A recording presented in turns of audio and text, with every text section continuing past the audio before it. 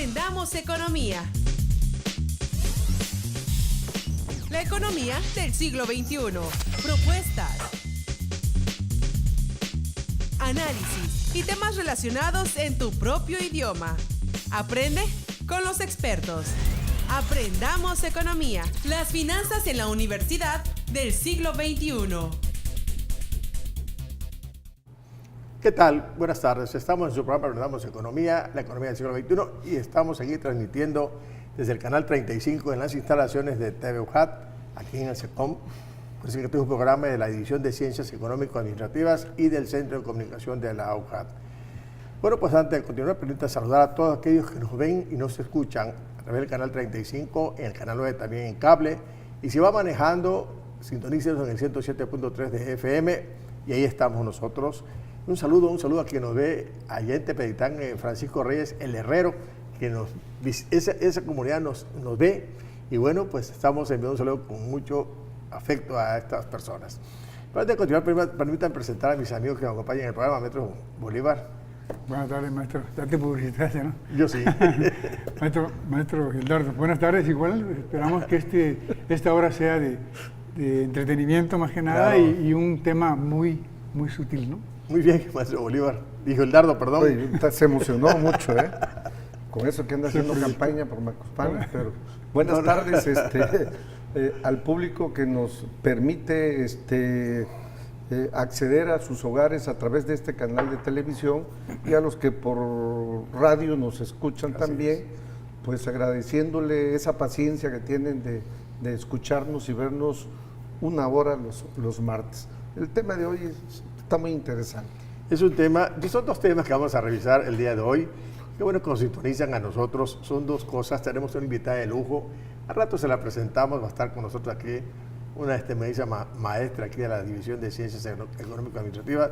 Tenemos un programa, por ejemplo, vamos a hablar del capitalismo tardío en México, que es un tema bastante interesante porque nos preguntaremos muchísimas cosas del por qué hasta ahorita estamos haciendo algunas reformas, algo que queremos ver de forma diferente a nuestro sistema capitalista en México, y bueno, y el por qué revisaremos por qué esa situación. Y por otro lado también tenemos un tema muy importante acerca de la economía urbana que vamos a revisar con nuestra invitada, y bueno, y por ahí vamos a ir revisando todos estos temas de interés, pero aquí en el canal tenemos un teléfono, es el 315-5896, sintonícenos, ahí está en pantalla el teléfono, revísenos, llámenos aquí al programa para recibir sus saludos, sus opiniones, sus comentarios. Bueno, estamos dispuestos a escucharle a todos ustedes si nos sintonizan. Y seguimos hablando sobre este tema. Yo sí quisiera empezar a comentar, no sé si les parece a ustedes que empecemos a analizar este tema del capitalismo tardío en México, porque es un tema que se dice, se comenta, pues prácticamente esto inicia en Europa el sistema capitalista en el siglo XV, siglo XVI aproximadamente, en Inglaterra, en Holanda, en Francia.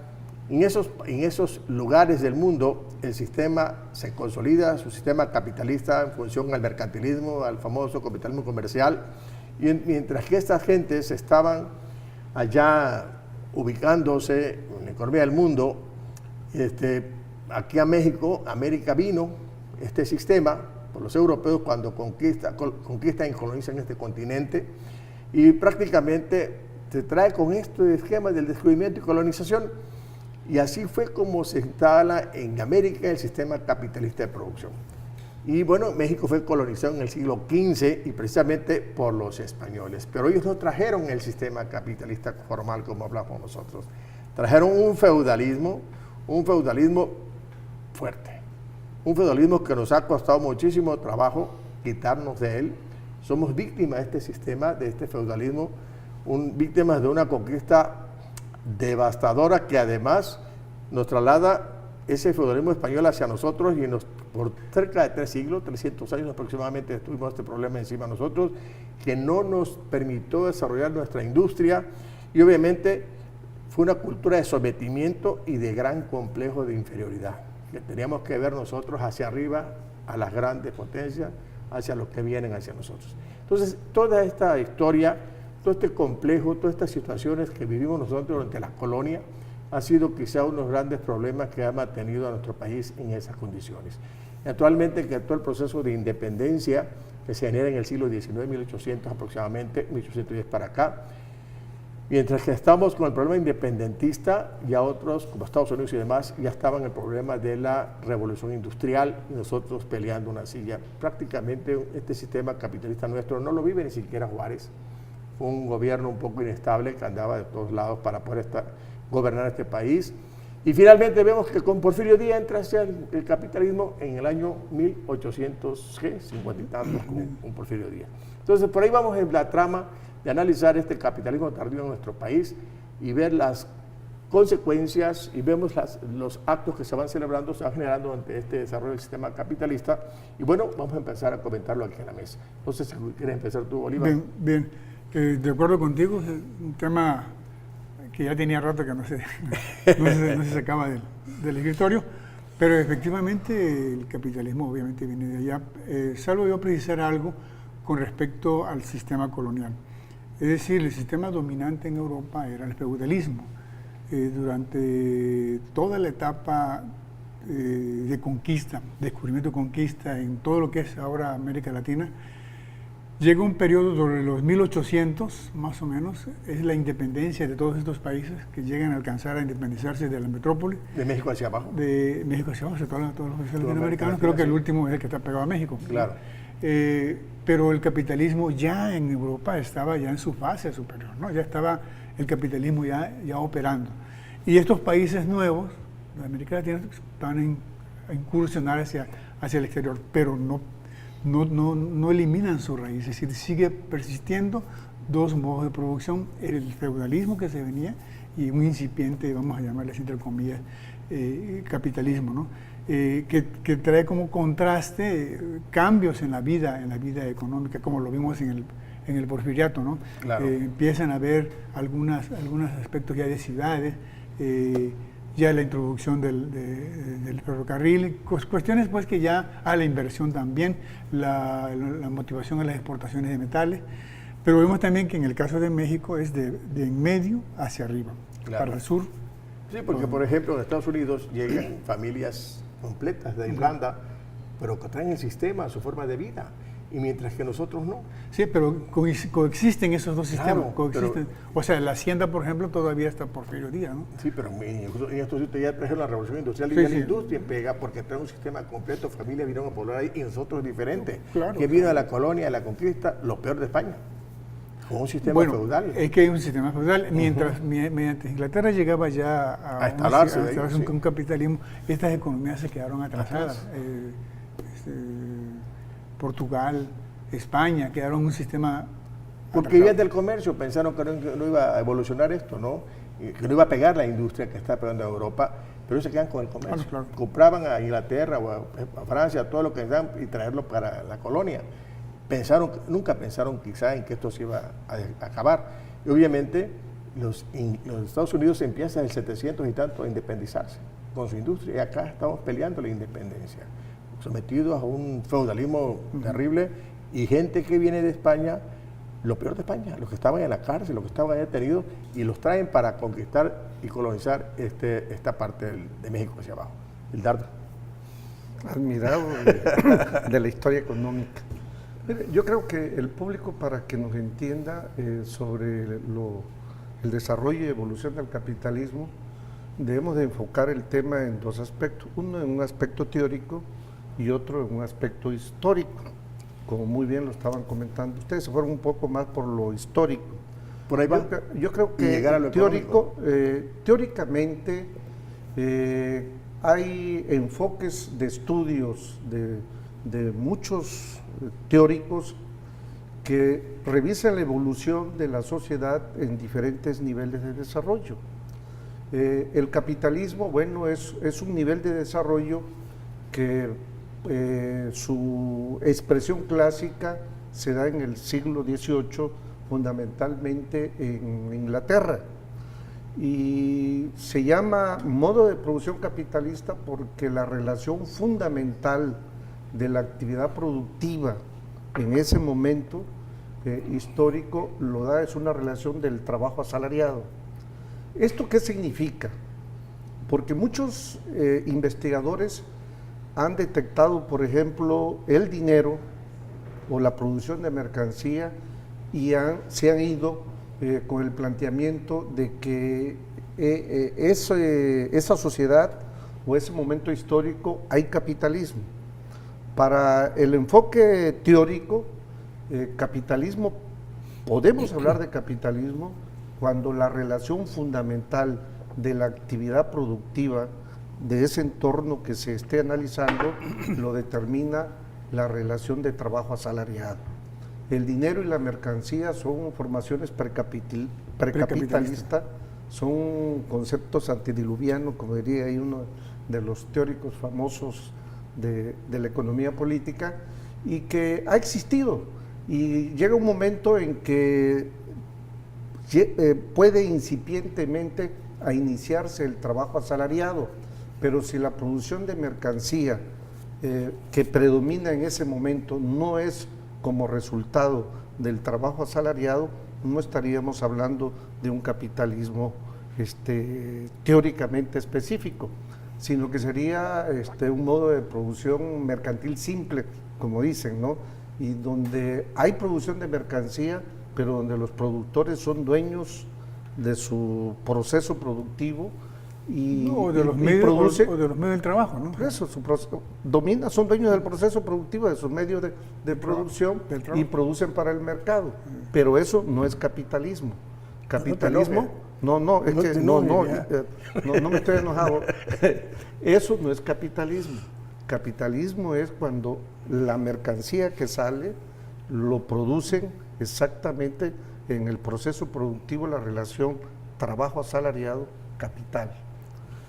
Y eso es hablar de la parte teórica del sistema capitalista. Ahora, para ti, ¿por qué es tardío la llegada del sistema capitalista a nuestro país? Bueno, fíjate que ese concepto de tardío es un concepto que muchas veces algunos teóricos interpretan y se van con la finta de cuando a nivel mundial hay un reparto, sobre todo un reparto por la División Internacional del Trabajo, donde algunos países empiezan a producir no solamente manufacturas, sino bienes de capital, y otros se dedican nada más a la producción de materias primas.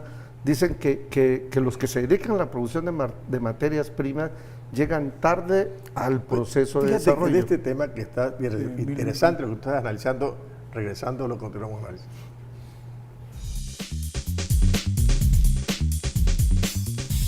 En un momento regresamos. Aprendamos economía. Continuamos en Aprendamos economía. Ya estamos de regreso con su programa Aprendamos Economía y estamos platicando con Gildardo y Bolívar un tema bastante interesante que siempre ha sido noticia, que siempre, incluso se han escrito artículos sobre este tema, sobre el capitalismo tardío en México. Bueno, antes de continuar, si nos quieren llamar aquí al canal, estamos en el 358-1596, aquí en su pantalla, y se van manejando, sintonícenos en su canal 107.3 de FM, aquí en Radio Hat, y véanos en cable, canal 9, y en el 35.1 de canal de televisión abierta.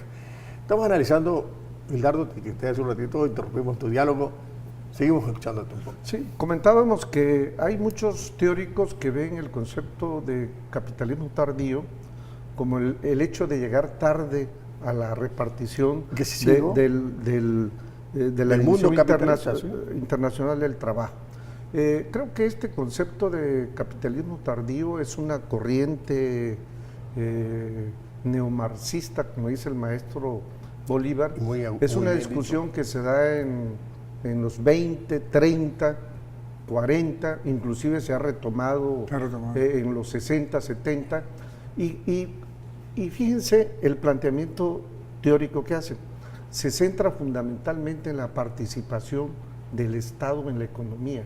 Lo que nosotros llamamos como el Estado benefactor, para estos analistas es una cualidad o una característica de un capitalismo tardío, la presencia. Regresemos a México, porque tenemos ya punto 1. Todo lo que se ha dicho, el sistema no se desarrolló por el movimiento armado independentista, por los gobiernos que andaban, el de Juárez, dando vuelta por todos lados, y llegamos hasta Porfirio Díaz. Se dice que el sistema capitalista realmente sienta la base en el país con el gobierno de Porfirio Díaz. ¿Qué dicen ustedes?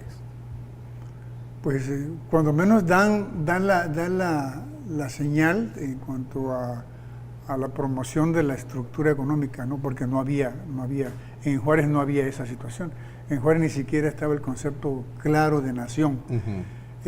Sin embargo, con Porfirio Díaz, apertura y apoya la exportación de metales, la concesión de los ferrocarriles, la explotación petrolera, creo que da cimientos pues, para lo que más adelante país, pudiéramos decir, este es un capitalismo, ¿no? Sí, claro. Creo que a Porfirio Díaz no le hemos hecho justicia histórica desde el punto de vista económico, no desde el punto de vista político, porque fue una dictadura, ¿no? Si vemos el aspecto económico en la etapa porfirista, bueno, es el que finalmente crea la unidad nacional en nuestro país, porque el capitalismo, uno de los requisitos claves y fundamentales es que el Estado-nación esté formalmente constituido y que existan ciertas normas, unifica. Antes cada estado tenía su propia moneda, pues. Unifica los impuestos nacionales, la infraestructura, el comercio. Trata de unir a toda la República con el ferrocarril. Y empieza a generar toda esa infraestructura que va a ser un pivote para consolidar posteriormente lo que sería el desarrollo capitalista en nuestro país. Como tú decías, no se le hace justicia a Porfirio Díaz porque todo lo que se hizo estuvo en función de consolidar la economía mexicana, pero su error fue político, ¿no? El de estar mucho tiempo en el poder, pero yo no encuentro por qué cuando él se va y suelta el poder, la gente, los políticos de esa época siguen con el movimiento armado, y lo que se había avanzado con Porfirio Díaz se tira por la borda y espera del 910 hasta 921 que empieza a consolidarse la República, 25, ¿no? Más o menos, ¿sí? Empieza a consolidarse la República, de nuevo este trecho sin hacer nada. Es que entra un proceso de caudillismo, ¿no? Ajá. Y de guerra quítate civil. Tú para que me ponga yo, ¿no? Y de traiciones para que me entre gobernador, ya puede hasta más adelante Y prácticamente vemos nosotros que hasta con la llegada de Lázaro Cárdenas es que empieza a tomar otro giro prácticamente el Estado mexicano a consolidarse, porque empieza eso que estaba a articularse, la economía, a articularse el país con la llegada de Lázaro Cárdenas. Obviamente él tiene en su función unir este sistema capitalista de alguna manera, sumar con la industria petrolera, la energética, empieza a darle forma al país durante el cardenismo. ¿Tú qué dices? Bueno, yo creo que la etapa de Porfirio Díaz a la etapa cardenista es una etapa o un periodo muy violento. Las bases que se habían implementado durante el porfirismo no quedan en el aire y le toca a Cárdenas de alguna manera retomar y replantearse, no solamente a nivel económico, sino a nivel político, el desarrollo del capitalismo. Lo que hace Cárdenas es consolidar todas las fuerzas políticas, darle inclusión a través de ese partido único que existía en esa época y fomentar un proyecto de civil, mercado interno, así es. De mercado interno para el proceso que el capitalismo requería en ese momento. Y aparte que le da en la parte política a lo civil, ¿no? Y empieza a los militares el poder para cambiar. Empieza a ir eso famoso sustitución de importaciones, también otro modelo que viene a apoyar el sistema capitalista nuestro, ¿no? Entrar a la jugada que hace la CEPAL con ese modelo de sustitución de importaciones que tiende prácticamente a darle un giro a la exportación de materias primas para agregarle valor a lo que se producía en el país. Que eso viene a continuar impulsando ese capitalismo nuestro, pero que al final de cuentas sigue manejándose ese rezago y esa dependencia, porque aun cuando hablamos de un modelo de sustitución de importaciones, muchísima maquinaria para producir o sea, bienes de capital, se tenían que importar. Que esa era la estructura mundial y comercial que existía. Los estados se vivía en ese tiempo en un modelo de crecimiento hacia adentro, y el Estado promovía la industrialización de manera directa con empresas, subsidiando y creando y generando infraestructura, importando maquinaria. Entonces, los países con tecnología, pues el acceso a nuestros países que en ese tiempo eran tercermundistas o subdesarrollados, sí. Hoy somos emergentes, ya cambió el término. Bueno, esa era la regla, esa era la norma que regía para las transacciones comerciales y los modelos de desarrollo que se tenían implementados. Cierto. Fíjate que pasó algo importante que se le denomina, ¿no?, el famoso milagro mexicano, ¿no? Crecimiento constante. El modelo de desarrollo estabilizador. Sí, o sea, pero que ese periodo que le llaman, por ejemplo, recuerdo que de los puntos importantes, por ejemplo, la cotización del dólar por añísimos, a una misma, ¿no? A una misma Era tasa. 8 pesos, creo. Y así Yo se creo que quedó este por tema muchísimo tiempo, Y ¿no? una tasa de crecimiento del 8%. Claro. Y constante, ¿no? O sea, Sí. creo que pues, es bonito, ¿no? De ahí El en fuera desarrollo estabilizador ya lo viene. llamamos nosotros, ¿no? Sí, exactamente. Así es, la famosa. Yo creo que este tema va para mucho, pero creo que antes que cerremos este corte, yo hago una pregunta aquí en la mesa. ¿Tiene futuro el capitalismo?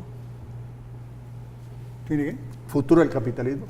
Bueno, el capitalismo a lo largo de su historia ha pasado por diferentes tipos de crisis, pero sale. Creo que sí tiene. Supera cualquier crisis que se genera. Yo no comparto esa Sí, pero no. Esa conclusión, sí, pero no. ¿Por qué? Porque toda formación económica social llega a su momento. Así es. Y el capitalismo, indiscutiblemente, es la sociedad con el mayor potencial de desarrollo de las fuerzas productivas. Y el crecimiento tecnológico, ese potencial de fuerzas productivas lo lleva a su autodestrucción. O sea, una sociedad que no garantiza elementos como trabajo, porque lo va sustituyendo con tecnología, con robot, con maquinaria, y va desplazando, pero que es una sociedad que depende que compren lo que produce y que cada vez va reduciendo ese mercado laboral, la posibilidad de ese mercado laboral, es una sociedad que yo no le veo futuro, tarde o temprano. El sistema capitalista, históricamente... Una réplica rapidito. Sí, digo esto porque la historia nos ha dicho de esta forma, ¿no? El socialismo que Marx pregonaba en aquel tiempo fue criticado por utópico, no tuvo nada utópico. Sin embargo, el socialismo como tal se cortó. El capitalismo ha dado muchas formas. Claro. Con rostro humano, ahora con un rostro humano, pero... Ahora un rostro tecnológico, porque al final de cuentas estamos viendo la cuarta revolución. No le veo rostro humano, un rostro tecnológico. Estamos en la cuarta revolución industrial. Cierto, pero estamos hablando de la tecnología. El capitalismo ha revestido diferentes facetas. ¿Cómo nace como un capitalismo comercial? ¿Cómo continúa un capitalismo industrial? ¿Cómo está ahorita un capitalismo financiero? Pero dice Hilaro, yo lo veo por ahí porque la tecnología está desfasando muchas más cosas. Siempre va buscando cómo cambiar. El ser humano como que no ha querido quitarse de encima el sistema capitalista. ¿Quién genera los modelos de producción, los sistemas, los cambios? La humanidad. Y mientras la humanidad genere algo que le beneficie, lo sostiene. Tú dijiste muy bien el socialismo. No lo sostuvo.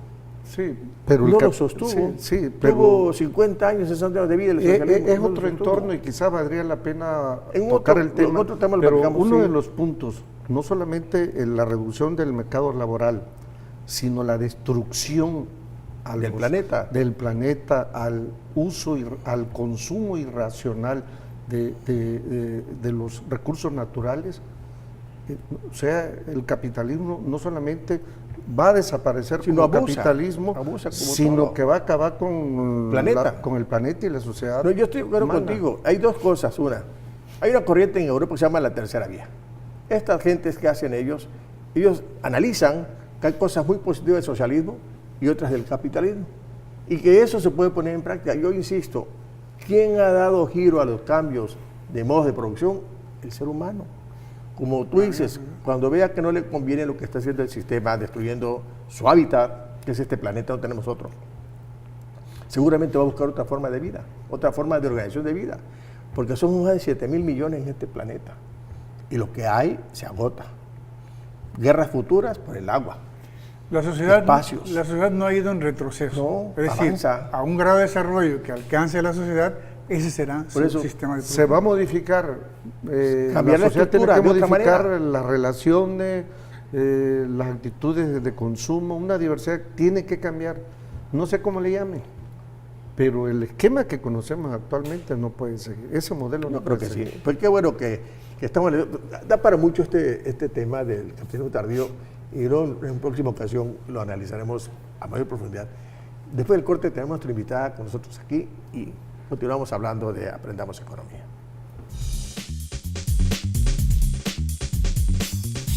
En un momento regresamos. Aprendamos Economía.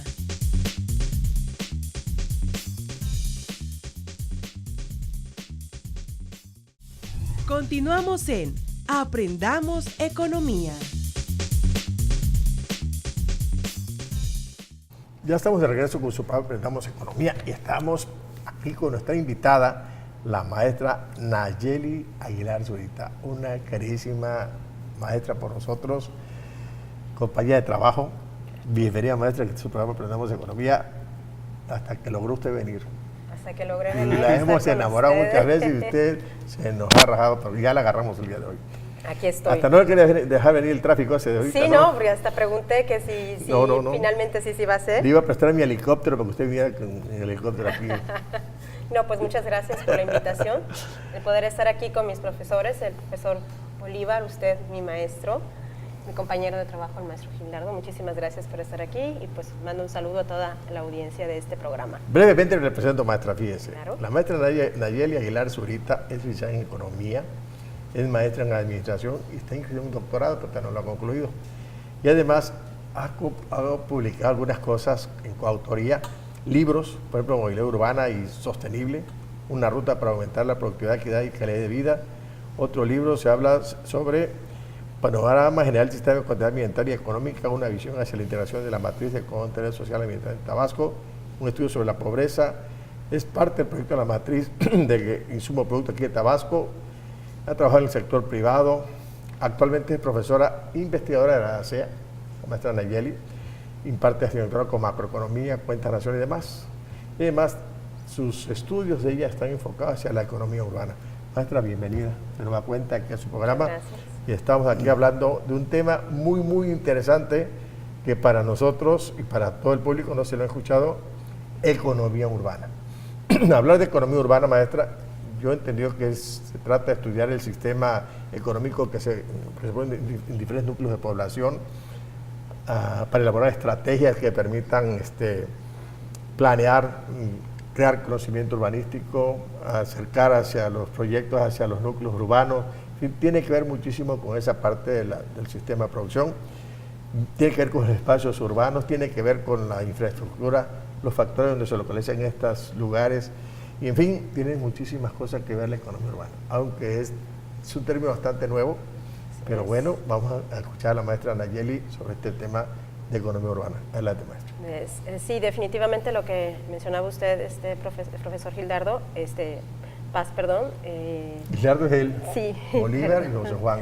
Yo todavía no te he dicho que he dicho que te voy a preguntar, pero no. Ya los No te pongas conozco. nerviosa. La economía urbana es un campo de estudio de la ciencia económica y precisamente lo que busca es explicar y predecir la asignación de esos recursos dentro de las ciudades, en donde se utilizan diferentes tipos de herramientas analíticas para poder explicar los fenómenos que se generan dentro de las urbes, ¿no?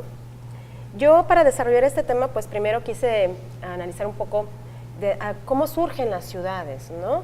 Y bueno, las ciudades surgen en el momento, bueno, hay diferentes enfoques para conocer el surgimiento de las ciudades. Yo tomé un enfoque un poco más histórico, en donde el hombre abandona su estado de cazador-recolector y descubre la agricultura y bueno, se vuelve sedentario y entonces al haber abundantes alimentos, tienen mayor seguridad, tienen más tiempo de ocios, se incrementa la población Y es así como podemos decir que el primer requisito para la existencia de una ciudad es que haya seguridad en los alimentos, ¿no? Abundantes alimentos.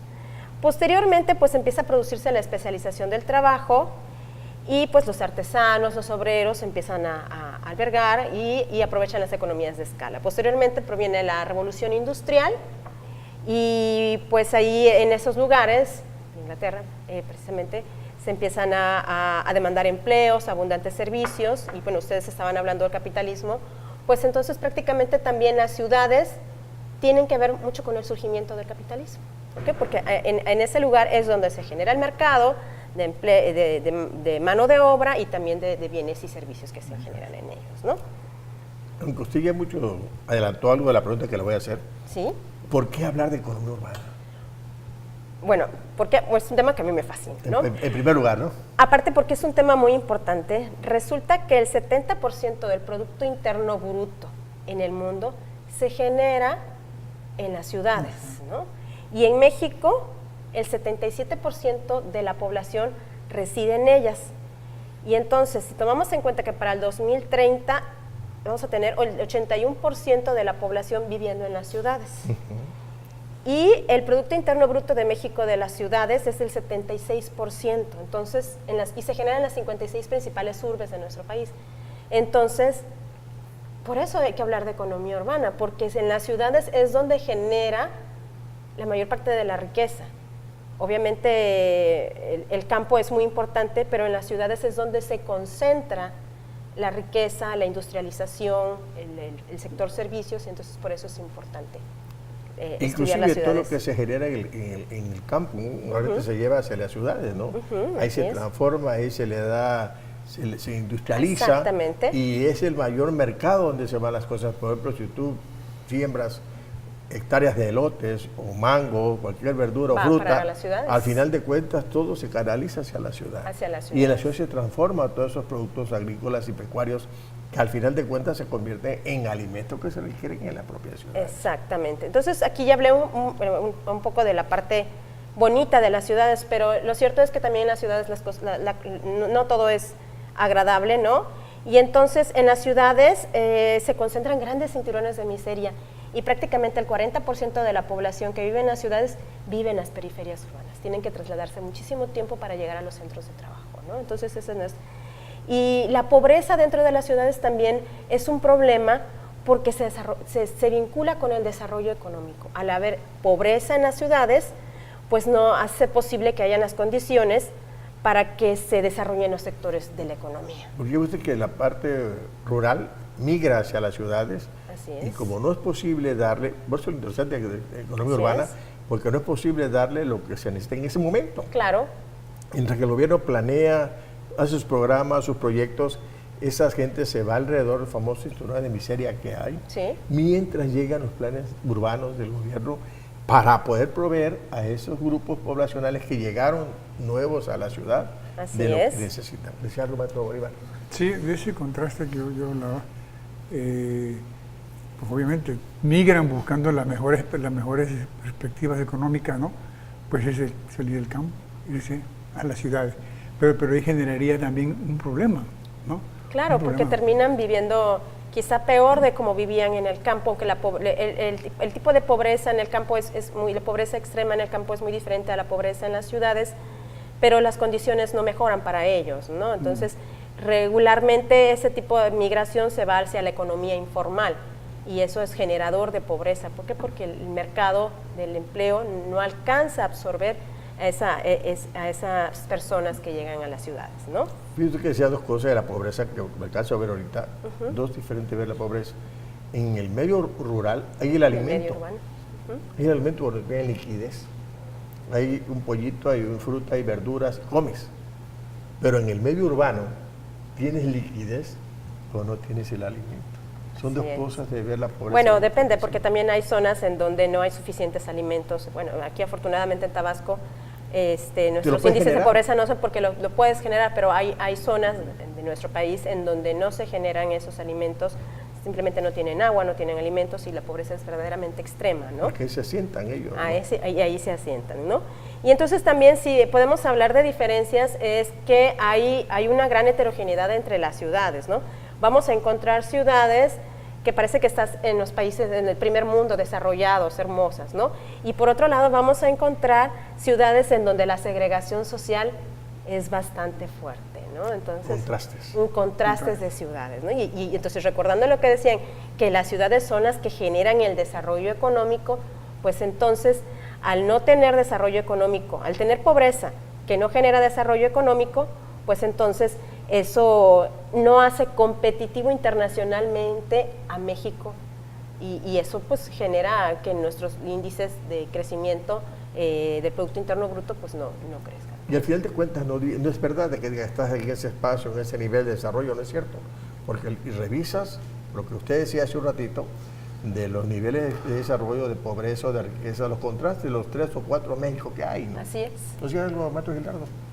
No, ahorita que termine, yo quiero ver un asunto sobre el índice de ciudades prósperas. Claro, sí. Que es una nueva metodología interesante, pero sí. que termine la idea la maestra. Bueno, y entonces, pues, obviamente, pues yo soy villermosina y pues a mí me interesa estudiar... Urbana totalmente. Urbana, soy totalmente urbana, definitivamente me defino así.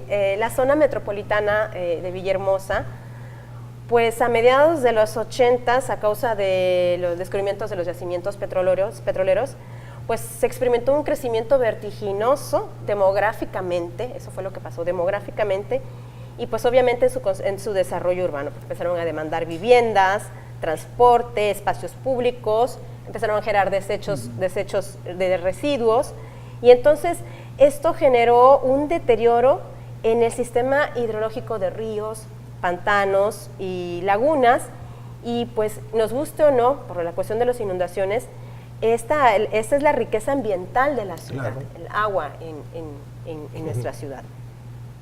Entonces, Villahermosa actualmente alberga 881,000 habitantes, y aunque muestra una tendencia hacia la estabilización del crecimiento demográfico, se estima que su población alcanzará 1 millón de habitantes para el 2030.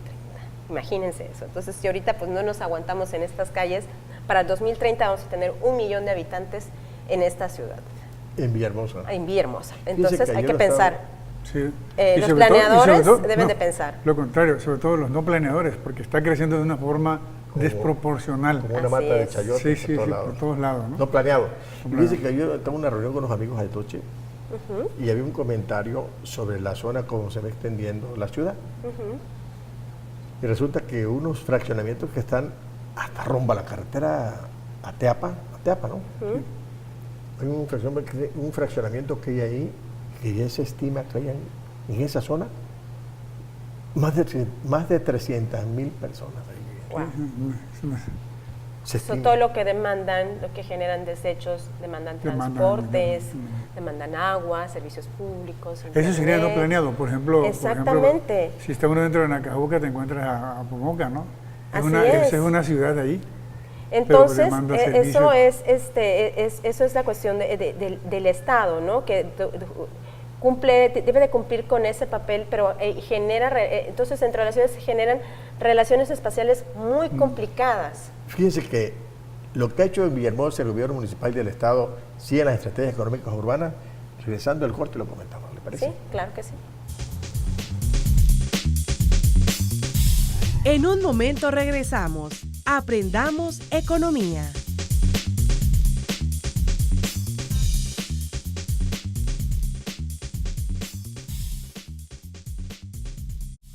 Continuamos en Aprendamos economía. Ya estamos de regreso con su programa Aprendamos Economía y estamos platicando con la maestra Nayeli Aguilar Zurita, maestra investigadora de la ASEA, que se ha especializado precisamente en esta parte de la economía urbana. Y vamos a entrar ahorita en esta parte, maestra, si usted me lo permite, claro que sí, hablar de Villahermosa, una ciudad que era tan pequeña en los años 70. ¿Y cuántos años después? 30, 40 años después, es una ciudad pues no tan chica. Ya habla usted de 800,000 personas aquí, vivimos en Villahermosa.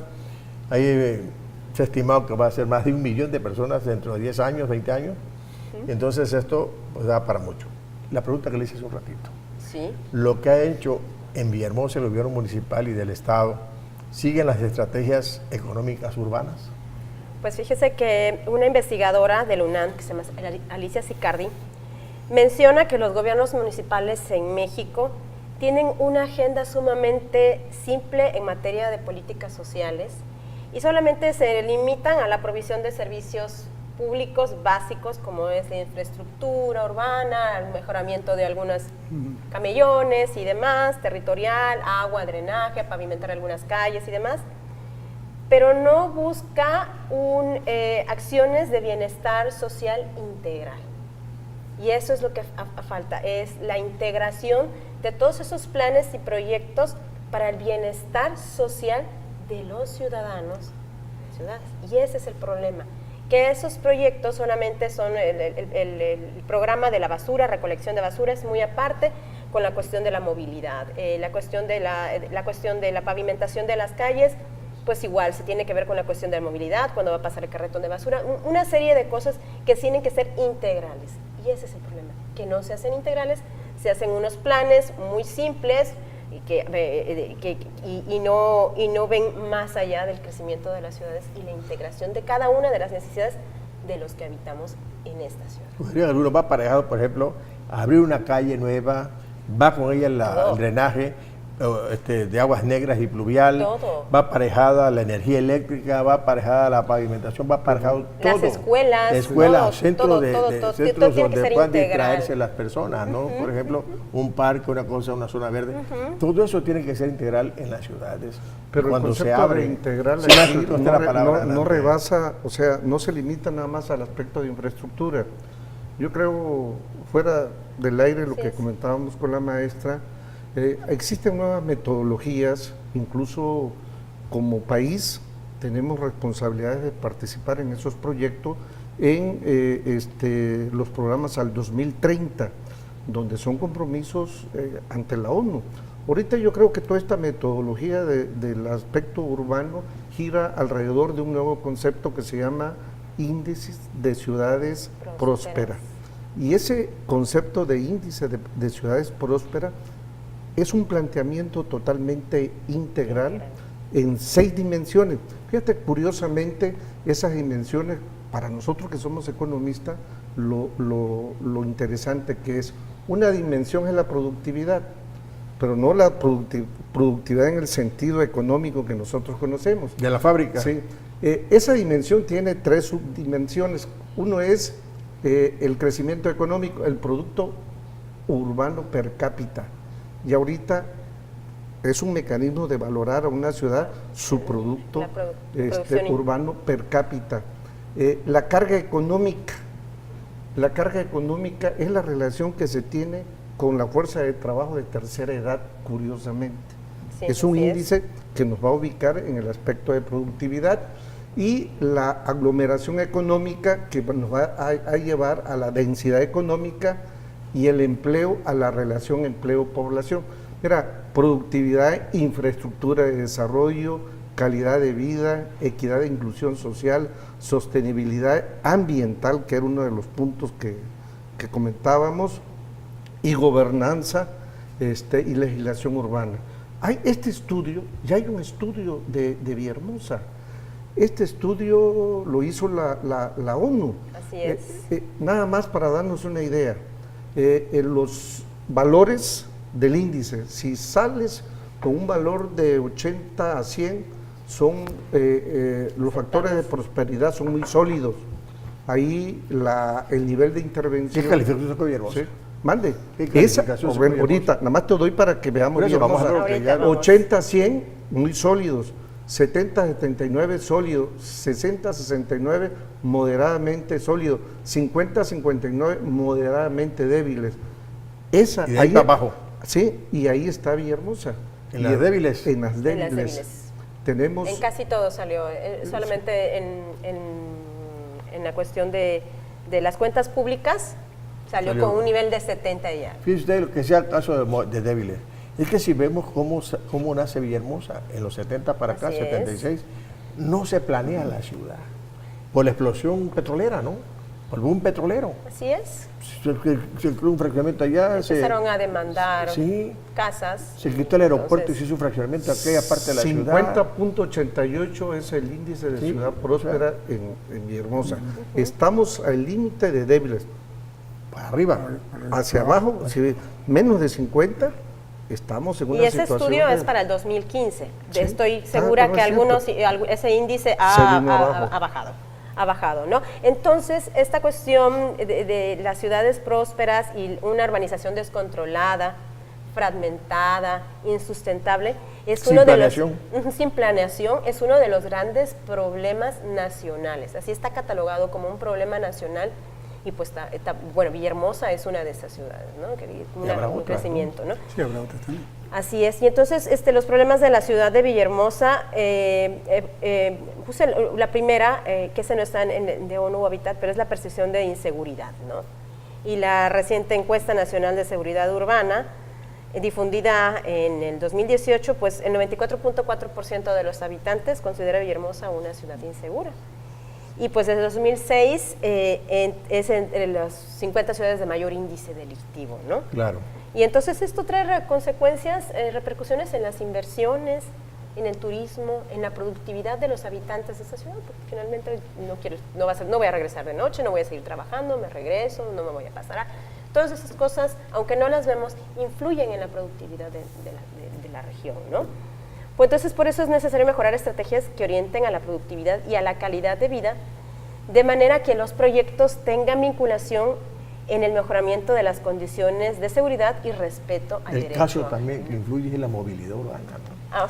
Exactamente, la cuestión de la movilidad urbana, pues yo elaboré un estudio de movilidad urbana para la ciudad de Villahermosa y bueno, encontré algunos datos bastante interesantes. Y bueno, tenemos un parque vehicular de 424.349 y el 59% de esos automóviles son de auto particular, 29% para camiones de pasajeros, 12% para motocicletas. Y la tasa de crecimiento de cada una, entonces para auto particular es de 6%. Anual, 5% para camiones de pasajeros y 18% de motociclistas. Y estoy segura que ese índice es el más alto, sé que está creciendo, y por eso es que vemos a cada rato pues cada vez más motociclistas, ¿no? Más de 400.000 vehículos circulan diariamente en Villahermosa. Así es, y más la población flotante. Más la flotante, obviamente. Es lo que están registrados Es en que el está municipio en el de municipio. Por eso. Pero los que guían de municipios los municipios. Así es, más la te población. dobletea el... Hoy por hoy el problema que hubo de tráfico estaba tranquilo, sin tantos taxis en la calle. Así es. Estaba tranquilo, yo me moví, muy bien llegué. Y entonces Es que se retiraron de circular más de 7.000 vehículos. Así es. Entonces, este estudio reveló que, bueno, se hicieron unas encuestas, un levantamiento de encuestas por diferentes sectores de la ciudad y reveló que el 30% de la muestra usa como medio de transporte el taxi. El siguiente es 23% el servicio de Transbús, un 19% se mueven en automóvil propio y el 16% en combi y 8% en motocicleta y por último 4% en bicicleta. Entonces, si tomamos en cuenta el taxi y el vehículo particular y si tomamos en cuenta que en un automóvil particular viajan pocas personas, el espacio calle que ocupan los autos hacen comprender el por qué hayan esas largas filas de Fíjese qué autos. interesante tu charla, maestra, porque realmente es un tema que tiene para mucho. No, bueno, Lástima pues es que lo inclusive vivimos. Vamos a invitar a la próxima ocasión Con para mucho este gusto tema, vengo con porque este de hecho, tema. pues ya estamos casi en la recta final de este Así programa. es. No, los resultados Maestra, de este proyecto. comentario final sobre este tema. No, a mí sí me gustaría, Sí, ¿qué, claro. qué solución a este problema que Por eso nos está va ella dando de ahorita. movilidad? ¿Llegaste a alguna conclusión en ese sentido? Sí, bueno, definitivamente se necesita la planeación, tomar de forma la planeación, hacer corredores urbanos, que ya se están haciendo, pero hay que tomar en cuenta el crecimiento demográfico, la demanda de automóviles, porque esa población va a crecer y va a querer tener automóviles y las calles son las mismas, entonces es necesario planear, ¿no? Esa es la cuestión. ¿Comentario final, maestro? Bueno, interesante el estudio. Así es. Como dices, estaría bien que en otro momento Claro, podamos con mucho gusto. Sí, es un proyecto muy, arrojó resultados verdaderamente interesantes. Sería bueno revisarlo porque sí se hace tanto. Sí, y es necesario, pues todos queremos mejorar nuestra ciudad, todos quisiéramos vivir en una mejor ciudad, bueno, el caso del día de hoy, ¿no? Pero siempre es necesario entender qué es lo que está pasando con la ciudad. Y entonces, si no se mide, si no se comprenden esos fenómenos, pues entonces tenemos una visión acotada de la realidad. Y por eso se tienen que hacer estudios para cada una de las necesidades de los habitantes de esta ciudad. Tan hermosa que es Villahermosa. Tan hermosa que es A mí me pega un problema que dijiste y que creo yo que no se puede, la inseguridad. Porque ahí escuchamos el comentario que los turistas ni siquiera quieren dormir acá. Exactamente, sí. Porque son otras cosas. Porque no, las pero es que eso está turismo, haciendo también. Exactamente. Y es una percepción que se tiene en todo el Qué bueno, maestra Nayeli, gracias por estar con nosotros. La verdad que es un tema bastante interesante. Esperemos verla otra vez en el programa Aprendamos Economía. Bienvenida siempre que usted quiera venir con nosotros. Agradecemos a todos los que hacen posible este programa, a las cámaras, a Carlos, Lorenzo. Samuel en los micrófonos, maestro Carlos está en máster, maestro Rick que también está en máster, nuestro productor Lorenzo, Claudia, también nuestra Samuel, apoyada en esto del programa, y gracias por sintonizarnos. Y el próximo martes aquí nos vemos en Aprendamos Economía. También tenemos un programa bastante interesante que usted ver, aunque vamos a estar ya en Semana Santa, pero vamos a estar trabajando también nosotros. Hasta pronto. Esto fue Aprendamos Economía, las finanzas en la universidad del siglo XXI.